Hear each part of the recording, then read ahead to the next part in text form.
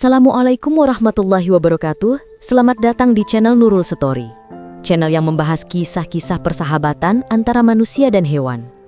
Namun, sebelum kita masuk ke ceritanya, buat kalian yang belum subscribe channel Nurul Story, jangan lupa di-subscribe terlebih dahulu ya, like dan komen, agar kalian tidak ketinggalan di cerita-cerita terbaru dari kami. Dan bagi teman-teman yang sudah gabung di channel Nurul Story, saya doakan semoga rezeki kalian semua dilancarkan oleh Allah Subhanahu wa Ta'ala. Amin. Oke, tidak usah lama-lama lagi, kita langsung masuk saja ke alur cerita selengkapnya. Yura berlari sekuat tenaga, ranting-ranting kecil mencakar lengannya hingga berdarah. Napasnya memburu, dada terasa seperti akan meledak. Di belakangnya, lolongan dan raungan anjing-anjing hutan itu semakin dekat. Bukan suara gonggongan biasa. Ini lebih dalam, lebih buas, seperti serigala yang kelaparan. Ada belasan ekor, mungkin lebih. Bau tanah basah dan darah segar dari luka di kakinya sendiri seolah menjadi penanda jalan bagi mereka. Hutan ini gelap gulita meski baru pukul 7 malam. Kabut tipis menyelimuti pepohonan tinggi, dan bulan yang seharusnya membantu penerangan malah bersembunyi di balik awan tebal. Yura tidak tahu lagi kemana ia harus lari. Ia hanya tahu satu hal. Kalau berhenti, ia akan mati. Kakinya terasa berat, sepatu hikingnya sudah robek di beberapa bagian. Ia tersandung akar pohon, jatuh, lututnya membentur batu hingga terasa nyeri menusuk. Tapi ia tidak boleh menyerah. Ia bangkit lagi, tangannya mencengkeram tanah lembab, dan terus berlari. "Ya Tuhan, tolong aku," gumamnya lirih, suara yang hampir hilang ditelan angin. Tiba-tiba, suara gemuruh air terdengar di kejauhan. Air terjun. Yura pernah melewati satu air terjun besar saat mendaki siang tadi bersama rombongannya. Tapi ia tersesat. Sendirian. Rombongannya entah di mana. Ponselnya mati total sejak sore, sinyal hilang, dan sekarang, ia dikejar monster-monster berkaki 4 itu. Gemuruh air semakin keras. Ia melihat celah di antara pepohonan. Cahaya bulan sedikit menyelinap, menerangi tepian tebing yang curam. Di bawah sana, air terjun setinggi puluhan meter menggelegak, berbusa putih, menghantam bebatuan dengan kekuatan yang mengerikan. Yura berhenti mendadak. Di depannya, jurang. Di belakangnya, anjing-anjing itu. Ia menoleh. Mata-mata kuning menyala di antara kegelapan. Satu persatu, mereka muncul dari balik semak. Tubuh besar, bulu kusut penuh lumpur, gigi taring tajam berkilau basah. Yang paling depan menggeram rendah, air liurnya menetes ke tanah.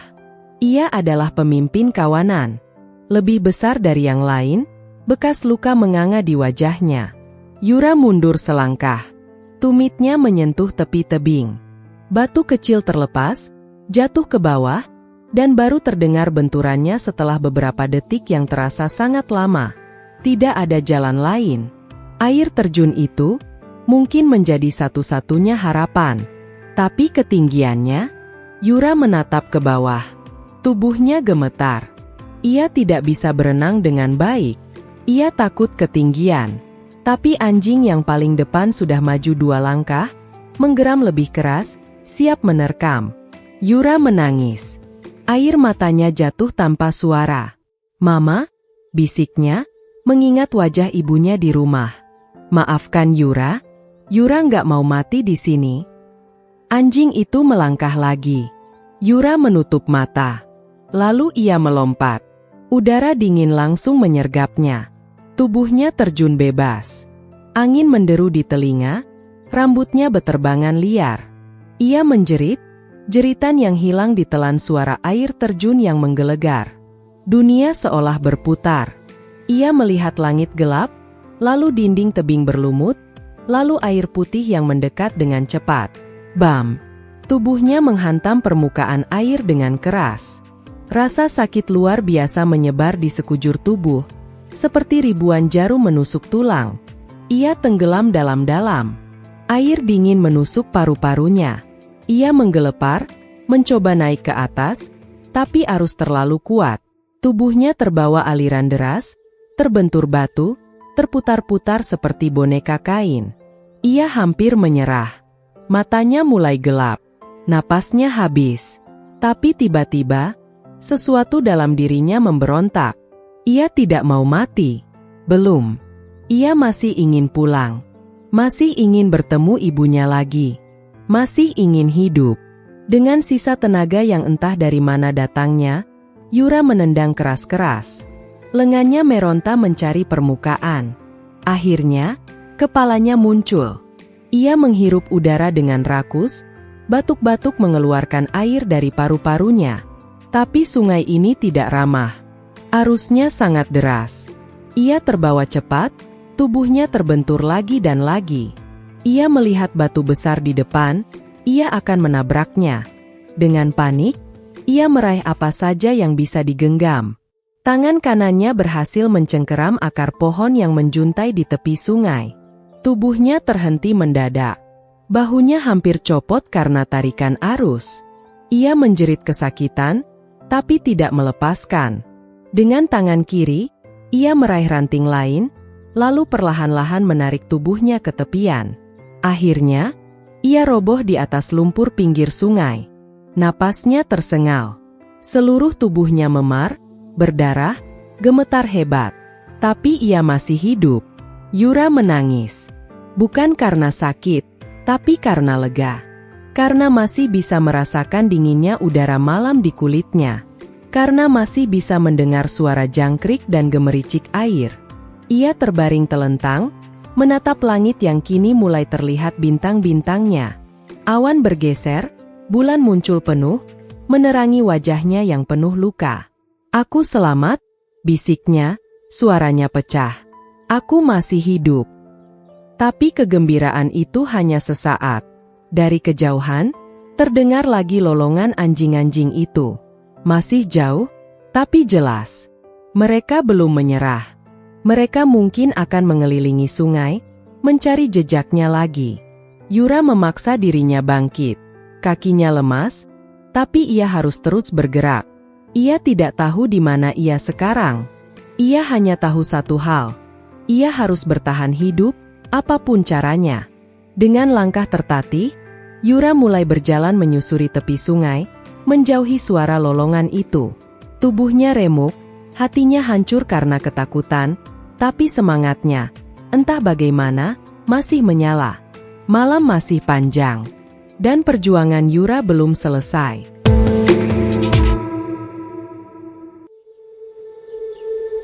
Malam semakin larut, tapi Wahyu belum juga kembali ke pondok kecilnya di tepi hutan.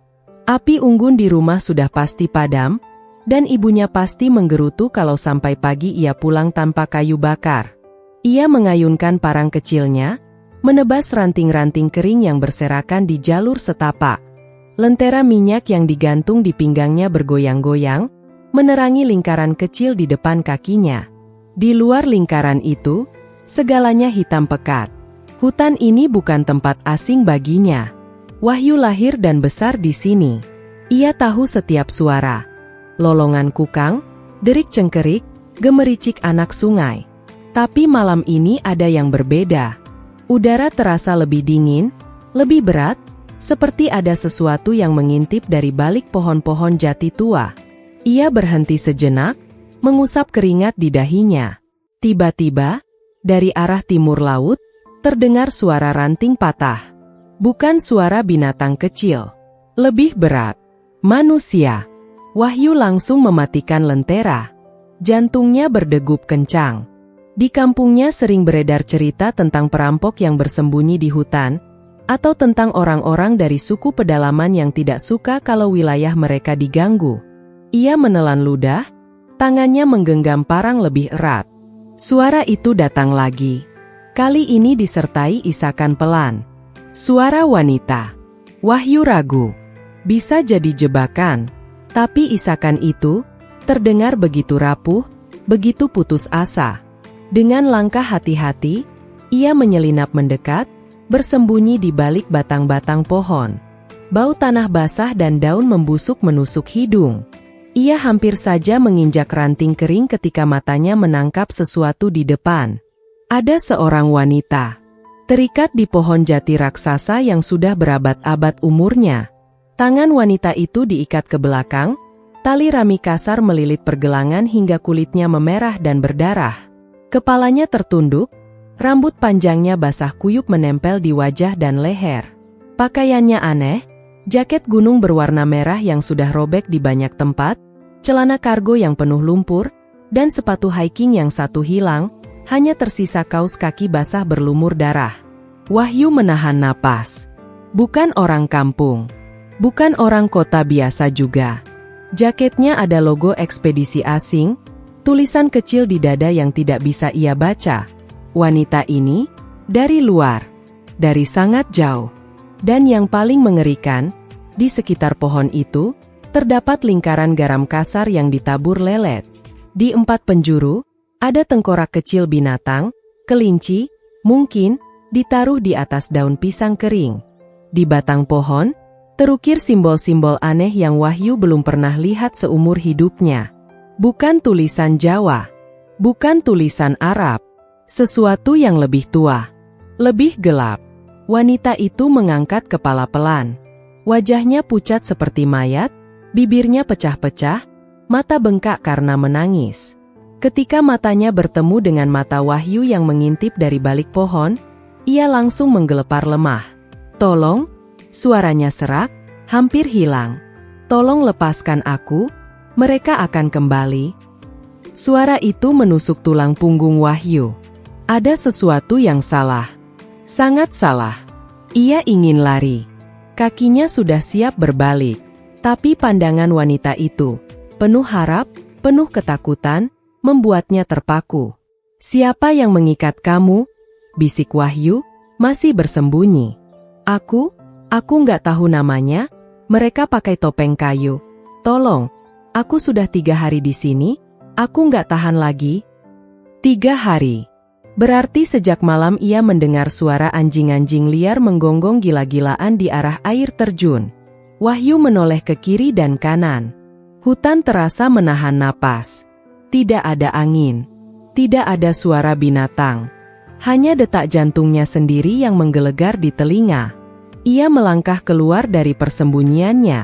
Wanita itu menatapnya dengan mata membelalak, seperti tidak percaya ada orang yang benar-benar mendekat. Cepat, sebelum mereka kembali. Wahyu mendekati pohon itu dengan langkah gemetar. Bau anyir darah dan keringat wanita itu tercium semakin kuat. Ia melihat lebih dekat. Tali rami itu bukan tali biasa. Ada duri-duri kecil dari bambu yang sengaja ditancapkan di dalamnya, sehingga setiap gerakan akan mengoyak kulit lebih dalam. "Sabun, sabar ya," gumam Wahyu, suaranya bergetar. Ia mengeluarkan parangnya. Wanita itu langsung menegang. "Jangan pakai itu. Nanti tanganku putus." "Bukan buat tangan kamu," jawab Wahyu cepat. "Buat talinya." Dengan hati-hati, ia mulai memotong tali satu persatu. Setiap kali parang menyentuh rami, wanita itu meringis menahan sakit. Darah segar mengalir lagi dari luka lama yang terbuka. "Siapa nama kamu?" tanya Wahyu, berusaha mengalihkan perhatian. "Yura, nama aku Yura." Suaranya terputus-putus. "Kamu, siapa?" "Wahyu, orang kampung sini." Tali terakhir putus. Tubuh Yura langsung ambruk ke depan, tapi Wahyu sigap menangkapnya. Wanita itu ringan sekali, mungkin karena sudah 3 hari tidak makan. Tubuhnya dingin seperti es, bibirnya membiru. "Aku bawa kamu keluar dari sini," bisik Wahyu. Yura menggeleng lemah. "Nggak bisa, mereka masih mengawasi. Mereka bilang kalau ada yang melepaskan aku, orang itu akan jadi gantinya." Wahyu merasakan bulu kuduknya berdiri. Di saat yang sama, dari arah timur, terdengar suara genderang kecil. Tuk, tuk, tuk, pelan tapi teratur. Seperti detak jantung raksasa yang bangun dari tidur panjang. Yura menangis lagi. Mereka datang, mereka tahu. Wahyu langsung memapah Yura, menariknya menjauh dari pohon itu. Kita lari sekarang. Tapi baru beberapa langkah, dari balik pepohonan gelap, muncul bayangan-bayangan tinggi. 5, 6, 7 orang. Semuanya bertubuh besar, bertelanjang dada, wajah ditutup topeng kayu berukir mengerikan. Di tangan mereka, tombak bambu runcing dan parang besar. Yang paling depan membawa genderang kecil dari kulit ular, ia yang memukulnya pelan-pelan. Mereka berhenti 10 meter dari Wahyu dan Yura. Tidak ada kata-kata. Hanya tatapan kosong dari lubang topeng. Wahyu menelan ludah. Parang di tangannya terasa terlalu kecil sekarang. Yura menempel erat di lengannya, tubuhnya gemetar hebat. "Jangan tinggalkan aku," bisiknya lirih. Wahyu menatap lurus ke arah orang-orang bertopeng itu. Malam menjadi sangat sunyi. Hanya suara genderang itu yang terus berdenyut. Tuk, tuk, tuk. Seperti menghitung detik-detik sebelum sesuatu yang mengerikan terjadi. Wahyu tahu, malam ini, hidupnya sudah tidak akan sama lagi.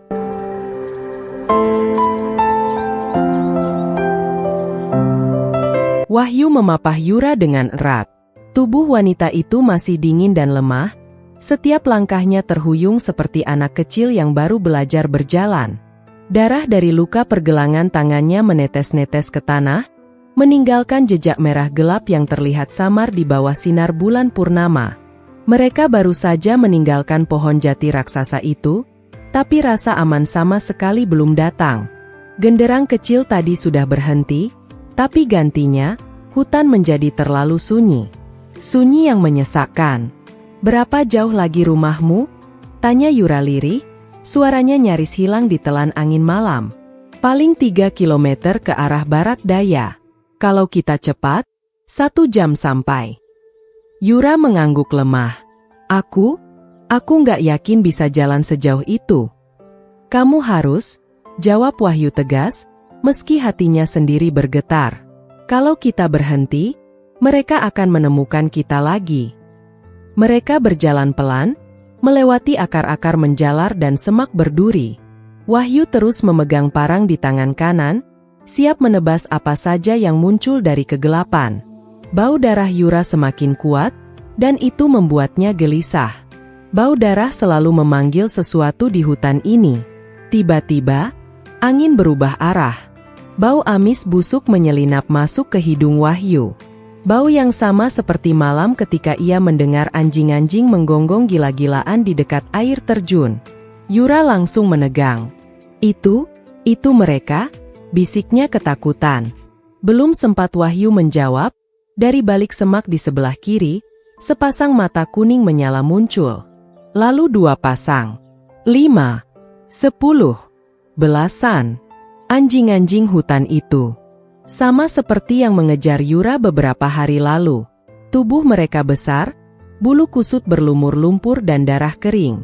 Taring mereka panjang, mengkilap basah. Yang paling depan, pemimpin kawanan, memiliki bekas luka menganga di wajahnya. Satu matanya buta, tapi yang satunya memancarkan kebencian murni. Mereka tidak langsung menyerang. Mereka hanya berdiri, menggeram rendah, membentuk setengah lingkaran. Wahyu menarik Yura ke belakangnya. "Lari," bisiknya keras. "Sekarang." Mereka berlari. Kaki Yura langsung goyah, tapi Wahyu menyeretnya paksa. Ranting mencakar wajah mereka, duri menusuk telapak kaki Yura yang sudah tanpa sepatu. Napas mereka memburu. Di belakang, suara cakaran kuku di tanah dan gonggongan brutal semakin dekat. "Jangan melihat ke belakang," teriak Wahyu. Tapi Yura melihat. Dan ia menjerit. Anjing-anjing itu sudah sangat dekat. Satu ekor melompat, hampir menggigit betis Yura. Wahyu mengayunkan parang, menebas udara kosong. Anjing itu mengelak dengan lincah, lalu kembali mengejar. Mereka terus berlari, sampai tiba-tiba tanah di depan mereka lenyap. Tepian jurang kecil. Di bawahnya, sungai berbatu dengan air deras. Mereka terpojok. Di belakang, kawanan anjing yang kini sudah mengurung sepenuhnya. Di depan, jurang setinggi 4 meter, cukup untuk mematahkan tulang kalau jatuh salah. Yura menangis terseduh. Kita mati di sini. Wahyu memutar otak. Parangnya terlalu kecil untuk melawan belasan anjing buas. Ia melihat ke bawah jurang, mungkin mereka bisa lompat, tapi Yura pasti tidak akan selamat. Anjing pemimpin itu maju selangkah. Air liurnya menetes ke tanah. Ia menggeram lebih keras, otot-ototnya menegang, siap menerkam. Wahyu mendorong Yura ke belakangnya, mengangkat parang dengan kedua tangan. Kalau aku mati, kamu lari, bisiknya cepat. Yura menggeleng histeris. Jangan tinggalkan aku. Anjing itu melompat. Taringnya terbuka lebar, mengarah ke leher Wahyu. Waktu seolah melambat. Tapi sebelum rahang itu menutup, sesuatu yang jauh lebih besar muncul dari balik pohon mahoni tua di sebelah kanan. Raung. Suara yang mengguncang bumi. Harimau. Jantan. Besar sekali. Tubuhnya hampir 3 meter panjangnya. Otot-otot bergelombang di bawah bulu loreng yang berkilau di bawah bulan. Matanya kuning keemasan, penuh amarah liar. Taringnya lebih panjang dari jari manusia. Ia melompat tepat di antara Wahyu, Yura dan kawanan anjing.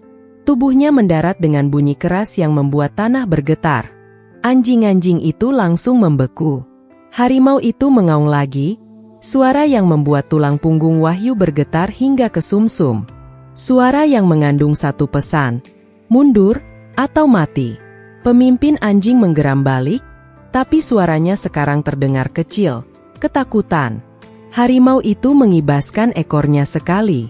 Lalu ia maju 2 langkah. Itu cukup. 2 anjing di belakang langsung berbalik dan lari. Yang lain mengikuti.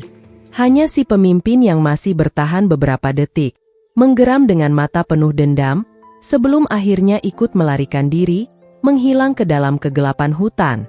Dalam hitungan detik, hanya tinggal bau amis dan jejak cakar di tanah. Harimau itu masih berdiri di sana. Kini ia berbalik perlahan, menatap Wahyu dan Yura. Napasnya terdengar berat, uap putih keluar dari hidungnya. Matanya tidak berkedip. Ada darah segar di kumisnya, mungkin sisa buruan malam ini. Yura menempel ketakutan di punggung Wahyu, tubuhnya gemetar hebat. Jangan gerak, bisiknya. Wahyu tidak berani bernapas. Harimau itu menatap mereka lama sekali. Lalu, perlahan, ia menunduk. Bukan menunduk seperti akan menerkam, tapi seperti menghormat. Hidungnya mendekati tanah, tepat di depan jejak darah Yura yang menetes tadi. Ia menciumnya sekali, lalu mengangkat kepala lagi. 1 detik lagi ia menatap mereka, mata kuning itu seolah bisa melihat sampai ke dalam jiwa. Kemudian, dengan gerakan anggun yang menakjubkan untuk tubuh sebesar itu, harimau berbalik dan menghilang ke dalam hutan gelap, tanpa suara, tanpa jejak. Hanya meninggalkan keheningan yang menusuk. Yura ambruk ke tanah, menangis terseduh-seduh. Wahyu masih berdiri mematung, parangnya jatuh dari tangan yang kehilangan tenaga. Malam kembali sunyi. Tapi kali ini, sunyi yang berbeda. Sunyi yang membawa rasa syukur, dan kagum pada sesuatu yang jauh lebih besar dari mereka berdua.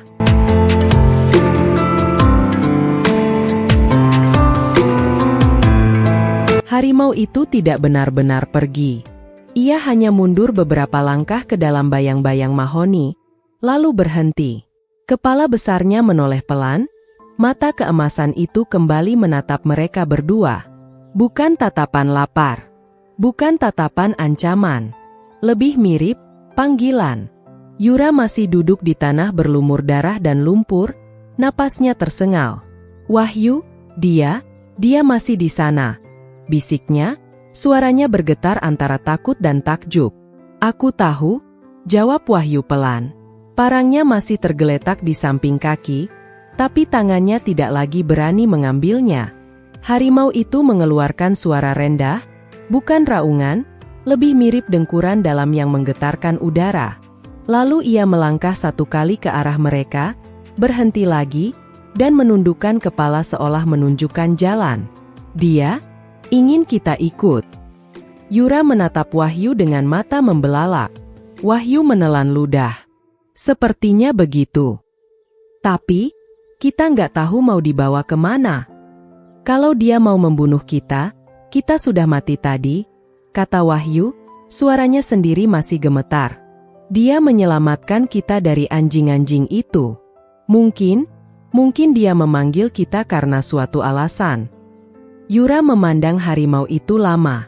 Binatang besar itu masih menunggu. Sabar, hanya ekornya yang bergerak perlahan seperti pendulum raksasa. Aku percaya padanya, akhirnya Yura berbisik.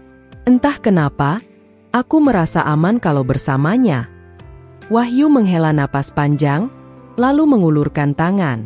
Ayo, kita ikut saja. Kalau salah, setidaknya kita mati bersama.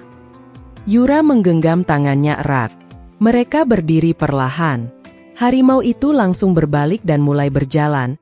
Tidak cepat, tidak lambat, langkahnya sempurna tanpa suara di atas daun-daun kering. Mereka mengikuti. Sepanjang jalan, hanya ada suara napas mereka dan detak jantung yang masih kencang. Setelah berjalan sekitar 200 meter, harimau itu berhenti di depan pohon beringin tua yang sangat besar. Akar-akarnya menjulur seperti tangan raksasa yang mencengkeram bumi. Di bawah pohon itu, ada celah gelap, semacam gua kecil yang tersembunyi di balik akar dan lumut. Harimau masuk lebih dulu, lalu menoleh lagi. Kita harus masuk ke sana? Tanya Yura ragu. Sepertinya, jawab Wahyu. Tapi, aku duluan ya. Ia melangkah mendekati celah itu. Bau tanah basah dan sesuatu yang hangat menyambutnya. Ketika matanya mulai terbiasa dengan kegelapan, ia tersentak. Di dalam gua kecil itu, cahaya bulan menyelinap dari celah atas, menerangi ruangan alami yang luas. Dindingnya penuh lukisan-lukisan kuno, gambar manusia dan harimau yang berdampingan, berburu bersama, bahkan berbicara. Di tengah ruangan, ada tumpukan daun kering yang sangat tebal, seperti sarang raksasa. Dan di atasnya, duduk harimau itu, kini tenang, seperti raja di atas singgasananya. Yura masuk mengikuti Wahyu, mulutnya terbuka lebar.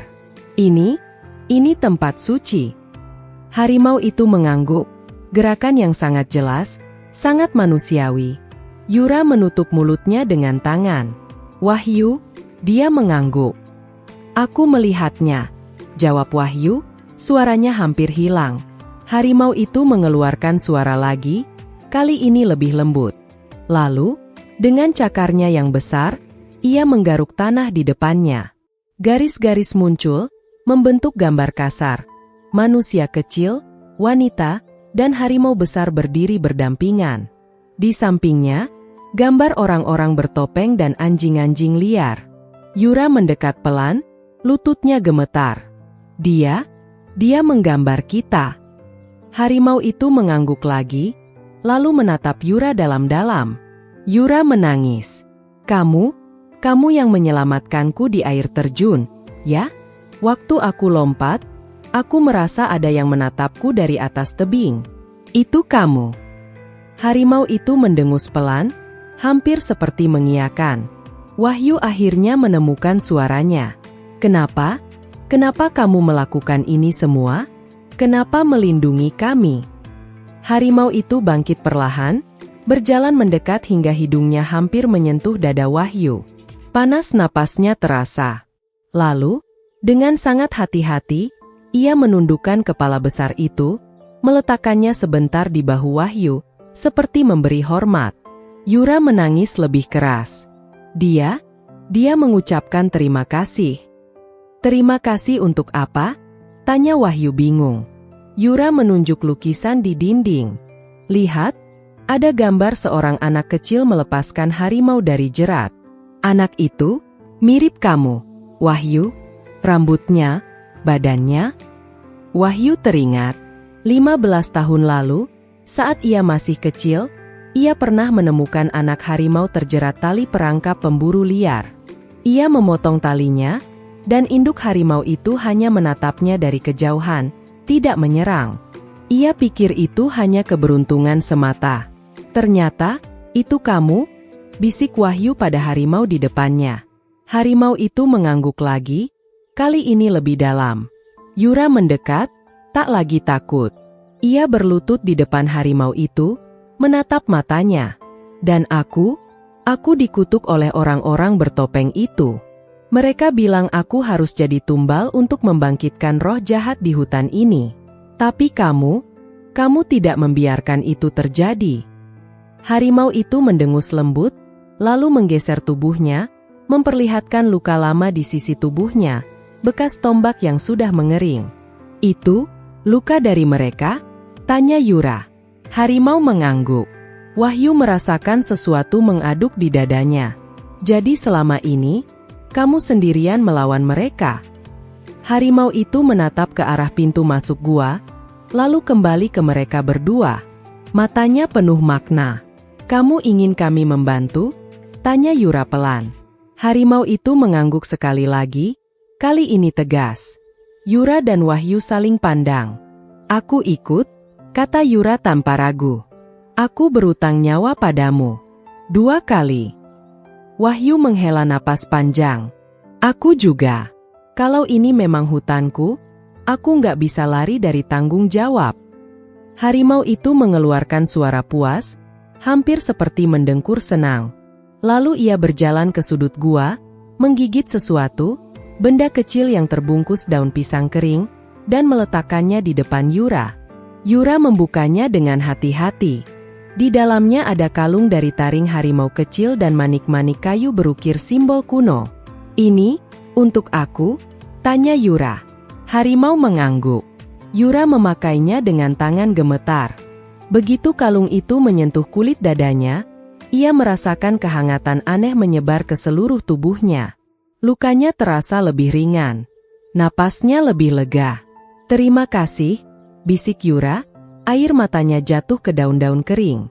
Harimau itu kemudian mendekati Wahyu, menundukkan kepala lagi. Kali ini, ia menggosokkan kepala besarnya ke lengan Wahyu. Sekali, 2 kali, seperti kucing raksasa yang meminta belayan. Wahyu, dengan tangan gemetar, akhirnya memberanikan diri mengusap kepala harimau itu. Bulunya kasar tapi hangat. Harimau itu menutup mata, menikmati sentuhan itu. Kamu punya nama? Tanya Wahyu pelan. Harimau itu membuka mata, lalu mengaum pelan, suara yang terdengar seperti, Ra'a, Ja'a. Raja? Ulang Yura tersenyum di antara air mata. Harimau itu mengangguk puas. Baiklah, Raja, kata Wahyu, suaranya kini jauh lebih tenang. Mulai malam ini, kami bersamamu. Raja mengeluarkan dengkuran panjang yang menggetarkan gua kecil itu. Lalu ia kembali ke sarang daunnya, meringkuk, tapi matanya tetap terbuka, menjaga mereka berdua. Yura dan Wahyu duduk berdampingan di dekat api kecil yang dibuat Wahyu dari ranting kering. Mereka tidak banyak bicara lagi. Hanya saling genggam tangan, menatap raja yang kini menjadi penjaga mereka, dan merasakan ikatan baru yang tak terucapkan.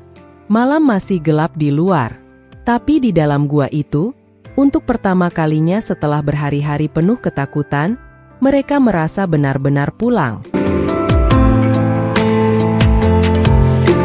Malam itu gua kecil di bawah pohon beringin terasa hangat meski angin di luar masih dingin menusuk tulang. Api unggun kecil yang dibuat Wahyu menari-nari, menerangi wajah mereka bertiga.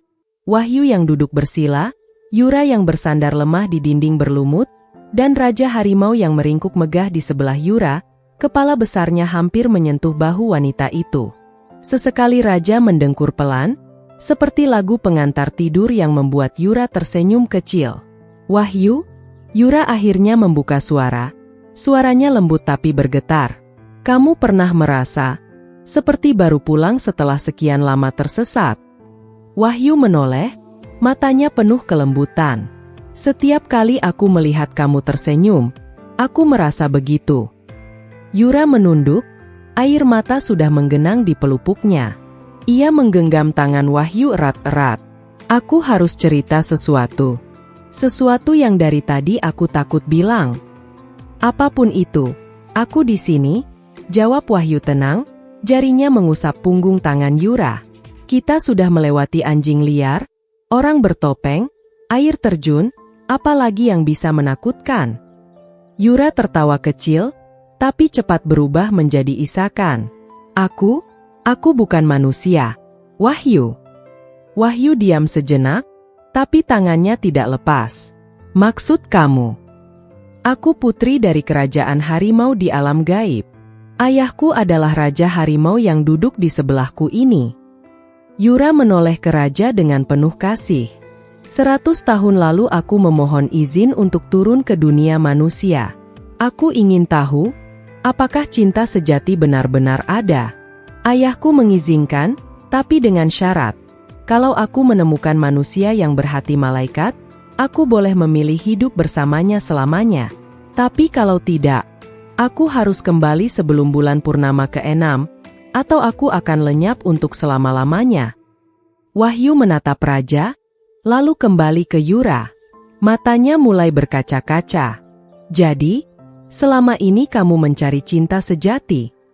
Yura mengangguk pelan. Aku sudah berkelana kemana-mana. Kota besar, desa kecil, gunung, laut, semua manusia yang kutemui hanya ingin memanfaatkan kecantikanku, atau takut padaku karena aku berbeda.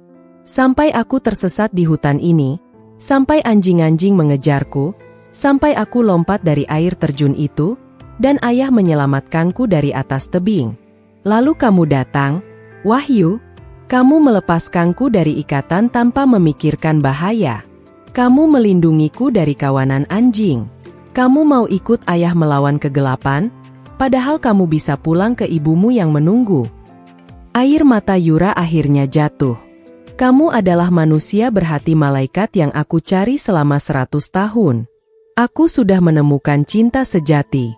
Aku ingin hidup selamanya bersamamu, Wahyu.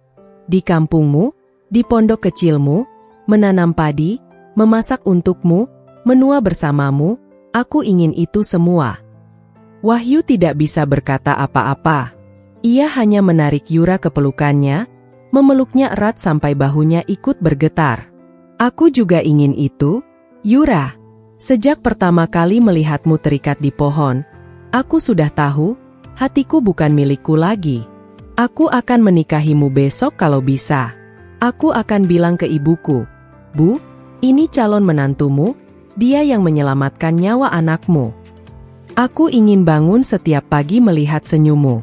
Aku ingin anak-anak kita berlari di sawah. Aku ingin kita tua bersama. Yura menangis di dada Wahyu, tangannya mencengkeram baju Wahyu seperti takut dilepaskan. Benarkah? Kamu tidak takut aku? Bukan manusia. Aku mencintai Yura yang menangis saat takut, yang tertawa saat bahagia, yang memegang tanganku erat-erat seperti sekarang. Aku mencintai Yura, apapun bentuknya. Raja harimau yang selama ini diam, kini bangkit perlahan. Tubuh besarnya menggetarkan tanah gua. Matanya yang keemasan menatap mereka berdua dengan sedih yang sangat dalam. Yura melepaskan pelukan, berlutut di depan ayahnya. Ayah, aku sudah menemukannya. Izinkan aku tinggal. Aku mohon, aku ingin hidup bersama Wahyu selamanya. Raja harimau menunduk, hidungnya menyentuh dahi Yura lembut. Seperti dulu saat Yura masih anak kecil di alam gaib. Lalu ia menggeleng pelan. Yura tersentak. Ayah, kenapa? Raja harimau mengaum keras sekali. Suaranya menggema sampai keluar gua, membuat burung-burung malam terbang ketakutan. Auman itu bukan marah, tapi penuh duka, duka seorang ayah yang harus memisahkan anaknya dari kebahagiaan. Wahyu bangkit, berani mendekat. Raja, kenapa tidak boleh? Aku janji akan menjaga Yura seumur hidupku. Aku akan melindunginya seperti ayah melindunginya. Raja menatap Wahyu lama, lalu menggeleng lagi. Ia mengeluarkan suara rendah, penuh penyesalan. Yura menangis terseduh. Ayah, aturan kerajaan bisa diubah, kan? Ayah adalah raja. Ayah bisa mengizinkan. Raja harimau kembali mengaum, kali ini lebih keras, lebih menyakitkan. Suaranya seperti ribuan harimau menangis sekaligus. Ia tidak menyetujui. Hubungan antara manusia dan hewan, bahkan jelmaan hewan, dilarang keras di alam gaib. Jika dipaksa, Yura akan kehilangan kekuatan abadinya, menjadi manusia biasa yang akan mati dalam beberapa puluh tahun. Raja tidak ingin anaknya menderita kehilangan, tidak ingin Yura menangis di sisi ranjang wahyu yang sudah tua dan sakit, lalu kembali sendirian ke alam gaib dengan hati hancur. Yura sudah jatuh tersungkur. Ayah, aku tidak peduli umur pendek. Aku ingin bahagia walau hanya 40 tahun bersama Wahyu. Itu lebih berharga daripada 1000 tahun tanpa cinta.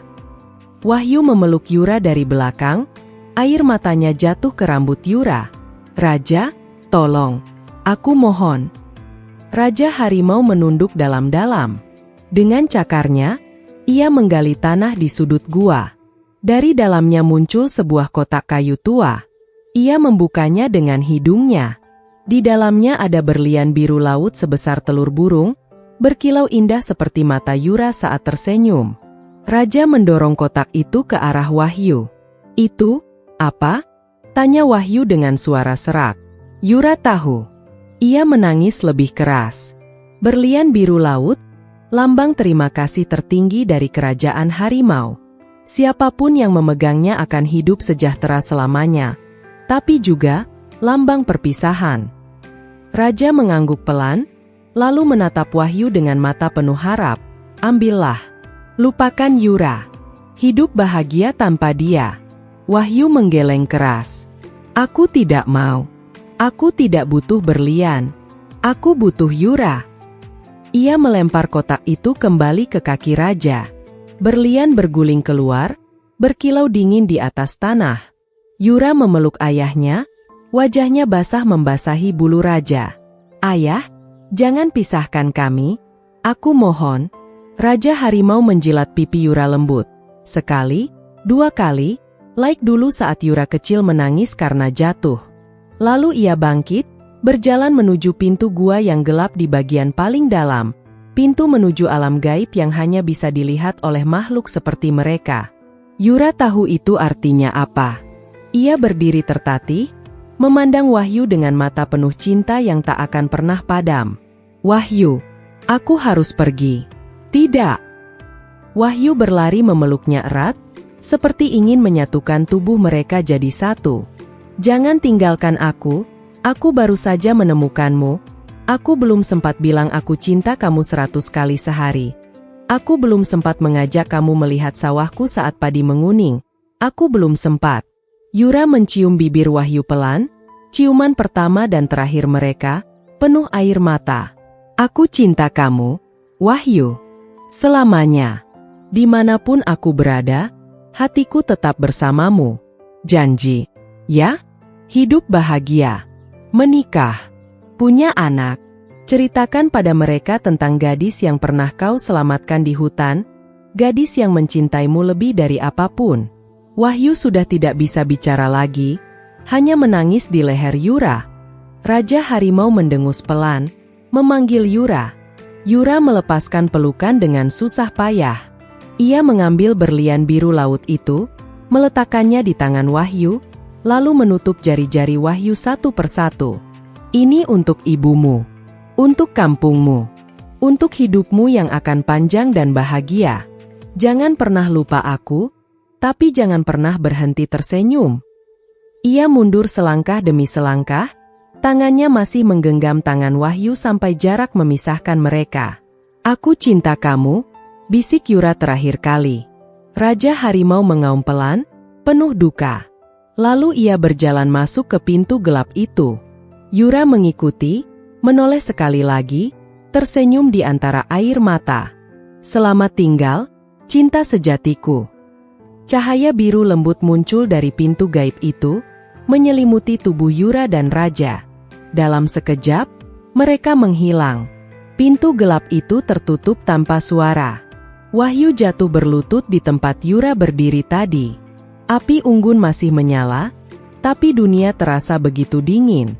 Ia memeluk berlian biru laut itu ke dada, menangis tanpa suara sampai pagi menjelang. Di luar gua, bulan purnama masih bersinar terang, seolah ikut menangis atas cinta yang terpisah oleh dua dunia.